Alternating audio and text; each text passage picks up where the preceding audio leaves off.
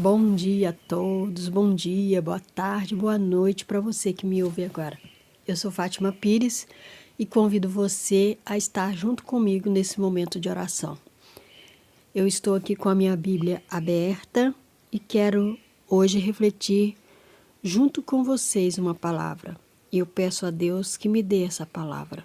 Eu não sei onde eu vou abrir essa Bíblia, se é no Antigo Testamento, se é no Novo Testamento, mas eu me coloco inteiramente nas mãos de Deus, à disposição de Deus, do Espírito Santo, para que Ele possa falar através de mim.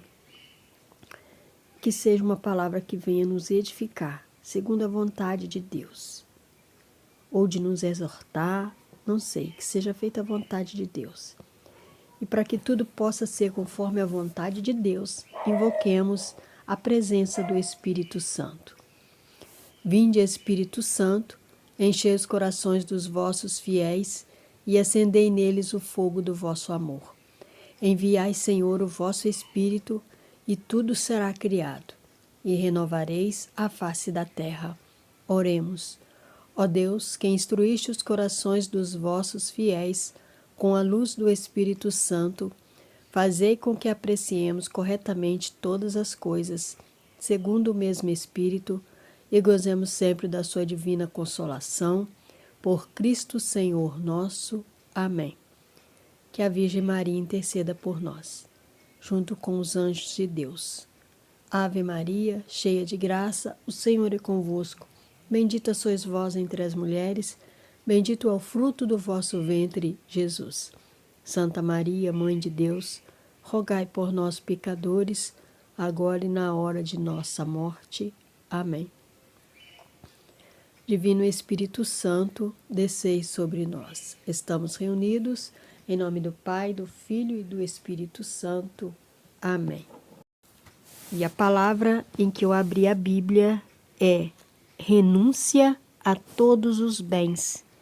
Está no Evangelho de Lucas, capítulo 14, nos versículos de 28 ao 33. Mas vamos ver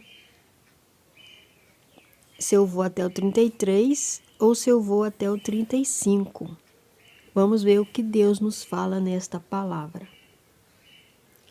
Eu ouso a começar até um pouco antes, no capítulo 14, no versículo 25. Vamos ler a Bíblia e ver o que o Senhor vem falar conosco nesse dia. A minha Bíblia é a Bíblia de Jerusalém. Renunciar ao que temeis de mais caro. Grandes multidões o acompanhavam. Jesus voltou-se e disse-lhes: Se alguém vem a mim e não odeia seu próprio pai e mãe, mulher, filhos, irmãos, irmãs, e até a própria vida, não pode ser meu discípulo. Quem não carrega sua cruz e não vem após mim, não pode ser meu discípulo. Renúncia a todos os bens.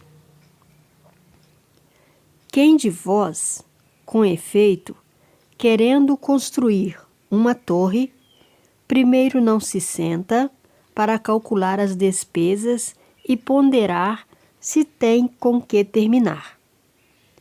Não aconteça que, tendo colocado o alicerce e não sendo capaz de acabar, todos os que virem comecem a caçoar dele, dizendo: Esse homem começou a construir e não pôde acabar. Ou ainda, qual o rei que, partindo para guerrear com outro rei, primeiro não se senta para examinar se, com 10.000 homens, poderá confrontar-se com aquele que vem contra ele com 20.000. Do contrário, enquanto o outro ainda está longe, envia uma embaixada para perguntar as condições de paz. Igualmente, portanto, qualquer de vós que não renunciar a tudo o que possui, não pode ser meu discípulo. Não se tornar insosso. O sal, de fato, é bom, porém, se até o sal se tornar insosso, com que se há de temperar? Não presta para a terra, nem é útil para esterco. Jogam-no fora. Quem tem ouvidos para ouvir, ouça. Palavra da salvação, glória a vós, Senhor. Que o Espírito Santo nos abençoe e nos ilumine no entendimento desta palavra. Amém.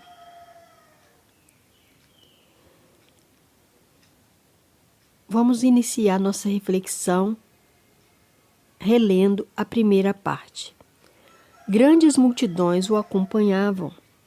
Jesus voltou-se e disse-lhes: Se alguém vem a mim e não odeia seu próprio pai e mãe, mulher, filhos, irmãos, irmãs, e até a própria vida, não pode ser meu discípulo.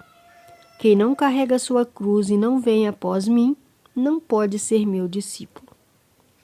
O que Jesus quer dizer com isso? Ele disse: quem não odeia seu próprio pai, mãe, mulher, filhos, irmãos, irmãs e até a própria vida.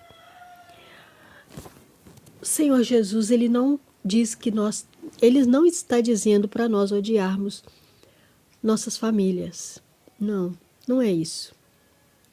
Ele quer dizer que se a gente coloca qualquer um desses na frente do Evangelho, se nós, para seguir Jesus, para aceitar Jesus, precisamos de ter a concordância de nosso pai, de nossa mãe, de nosso irmão, se nós estamos procurando agradar eles primeiro e não a Deus, nós estamos errados. Porque quem nos criou foi Deus. Quem nos chamou à vida foi Deus. É Deus quem governa todas as coisas. Nosso Deus não é um Deus autoritário, um Deus egoísta. Não. Mas é preciso que a gente reconheça que sem Deus nós não somos nada.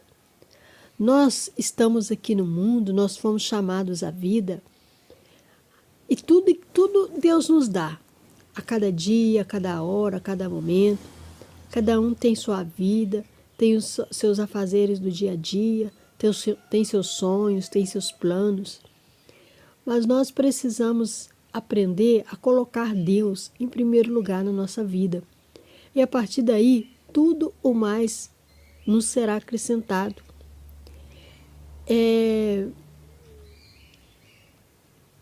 Quantas vezes eu saí para participar de alguma reunião, alguma coisa, e alguém na minha casa disse: mas já vai você de novo? Já vai você de novo para participar disso? Todo dia, toda semana, você está indo.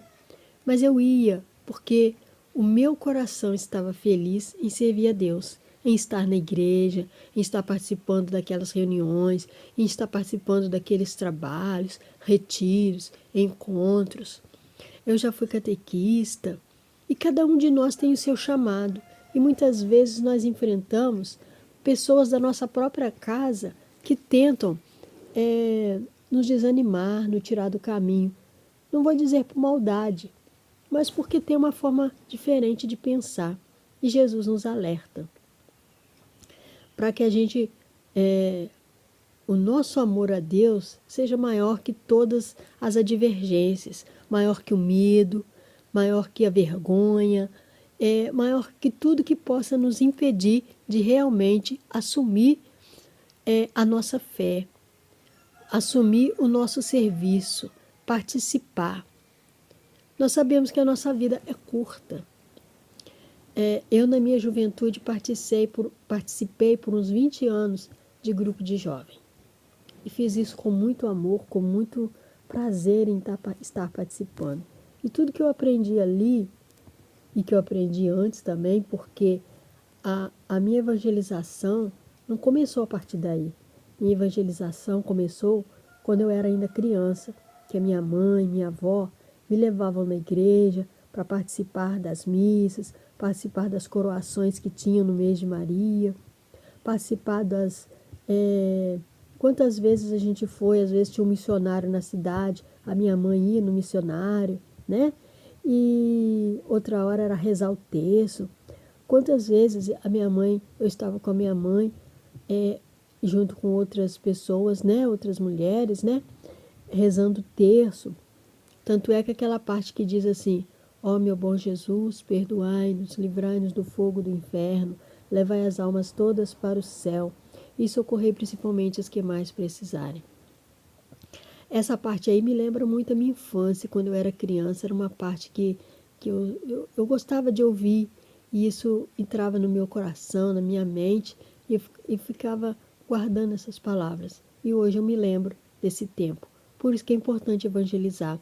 Você que é pai, que é mãe, que é tio, que é avó, se tem uma criança perto de você, leve ele com você na igreja para participar de um terço, para participar de um momento de oração. São coisas que seu filho, seu neto, seu sobrinho, que essa criança vai carregar por toda a vida.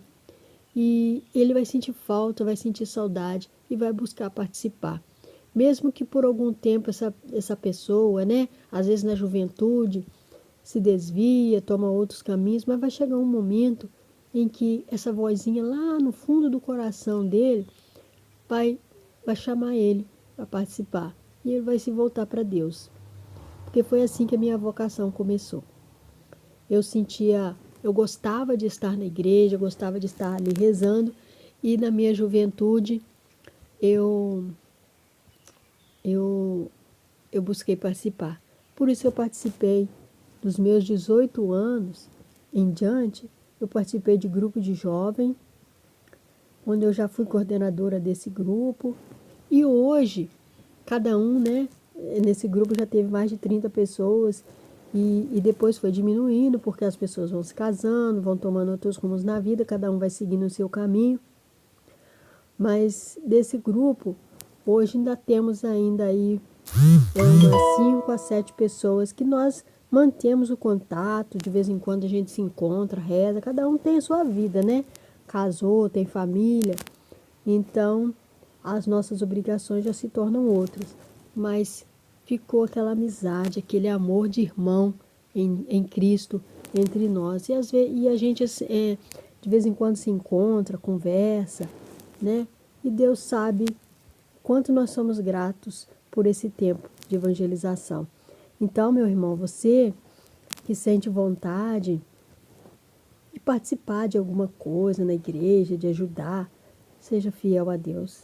Esse chamado vem, antes de tudo, de Deus, um chamado de Deus.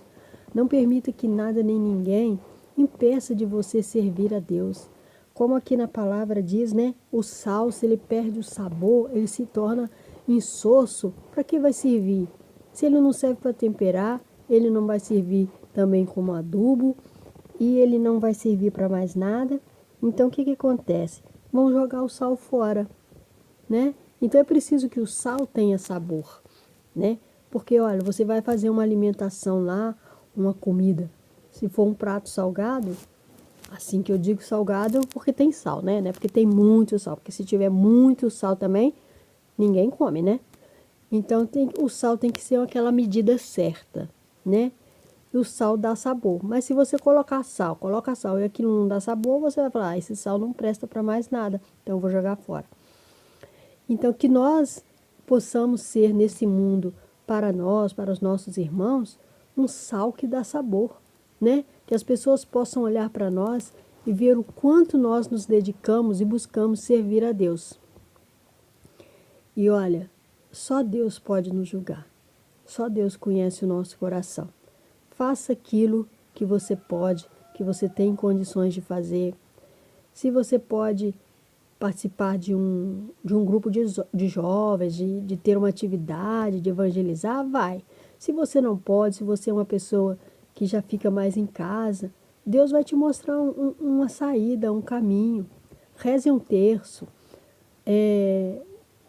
Todos os dias reze um terço, ou reze uma vez por semana, uma vez por mês, ou aquilo que o seu coração, que Deus colocar no seu coração.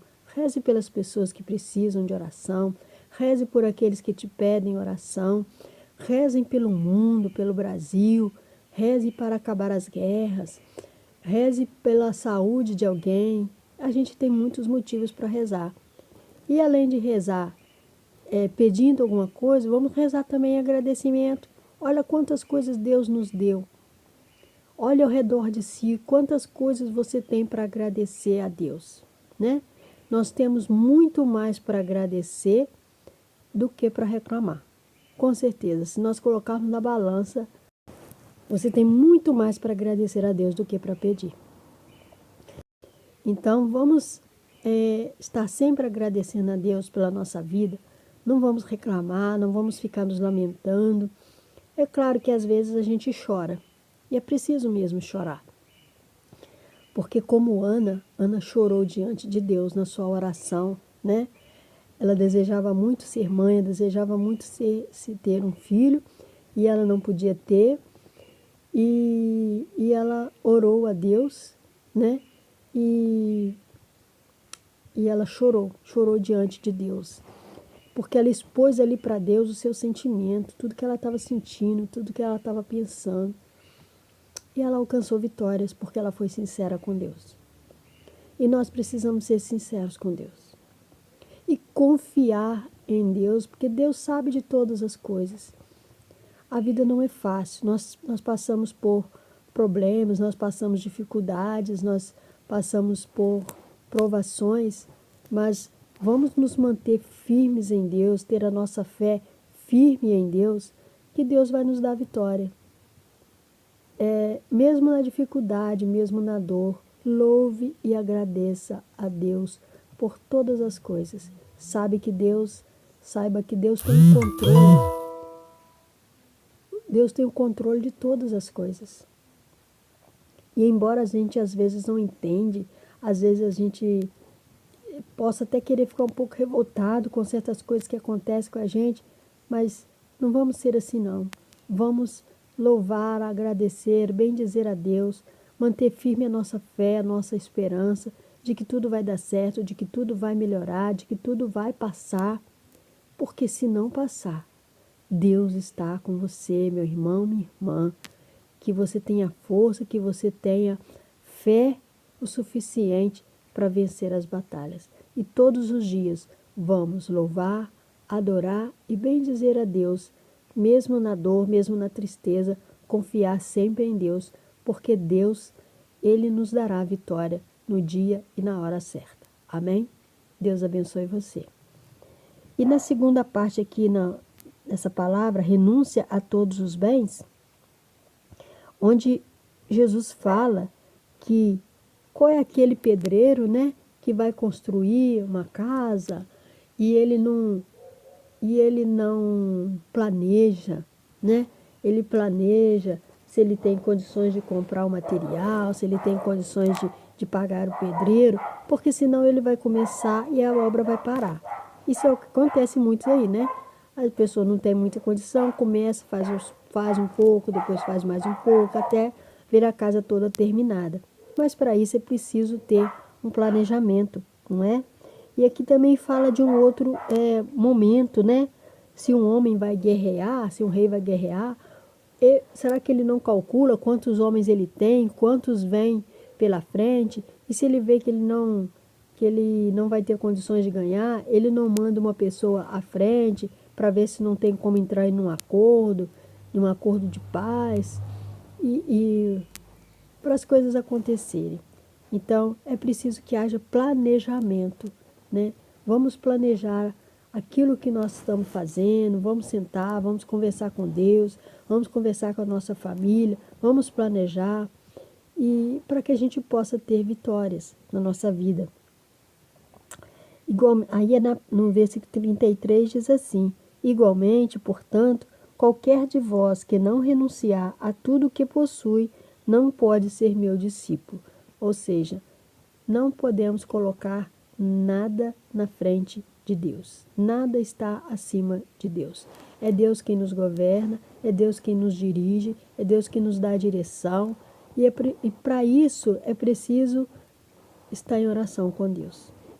Pedir sempre a opinião, pedir sempre a luz de Deus, pedir sempre que Deus abençoe aquilo que vamos fazer, colocando Deus na frente, tudo vai dar certo. É preciso confiar, é preciso entregar a Deus, é preciso fazer a nossa parte, mas sempre pedindo a Deus a luz, a direção, pedindo que Deus abençoe, pedindo que Deus cuide, pedindo que Deus nos guie.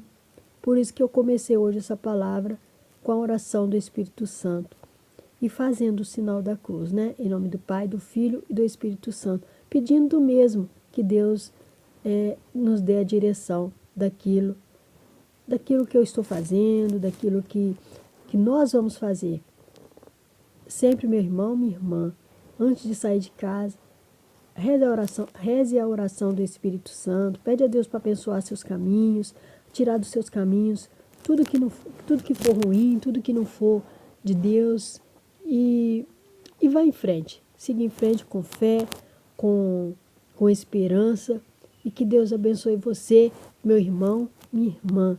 Deus te chama e Deus te dá a direção daquilo que você pode fazer. Deus não pede para nós nada que a gente não possa fazer. Aquilo que a gente pode fazer, a gente faz. Mas faz com amor, faz com carinho, faz com dedicação. E tenhamos a certeza que Deus vai se alegrar conosco, né? Se alguém te convida a caminhar 1 quilômetro, caminhe 2 com ele, né? A palavra diz assim. Então, que Deus nos abençoe, que Deus nos guie, que Deus nos ilumine e que Deus nos mostre a forma como Ele quer que nós vivamos a nossa vida. Que tudo seja para a honra e glória de nosso Deus. Amém? Amém. O Senhor é santo, Ele está aqui. O Senhor é santo, eu posso sentir. O Senhor é santo, Ele está aqui. O Senhor é santo, eu posso sentir. Muito obrigada a você que está aqui comigo nesse momento de oração. Que Deus possa estar abençoando sua casa, sua família, sua vida, seu trabalho, seus familiares. Que Deus abençoe a todos nós, tudo o que fazemos e o nosso dia a dia. Que tudo seja para a honra e glória de nosso Deus. Amém. Eu sou Fátima Pires, convido você a deixar seu like, a se inscrever no canal, a compartilhar com seus amigos, com quem você desejar, para que possa estar conhecendo esse canal e que esse canal seja um canal de bênçãos na sua vida e na vida daqueles a quem você compartilhar, a quem você desejar. Amém? Um grande abraço a todos, muito obrigado pelo seu carinho e que Deus aumente a nossa fé sempre. Um grande abraço a todos e até o próximo vídeo, se Deus quiser. Se você puder, também deixe o seu comentário. O que você achou dessa palavra? Se você tem alguma pergunta, que você tem alguma dúvida, também pode deixar aqui nos comentários que eu vou buscar respostas para trazer para você. Tá bom? Grande abraço a todos. Muito obrigada. A paz de Jesus, o amor de Maria, as bênçãos de Deus e a luz do Espírito Santo estejam com todos nós. Estivemos e sempre estaremos reunidos. Em nome do Pai, do Filho e do Espírito Santo. Amém.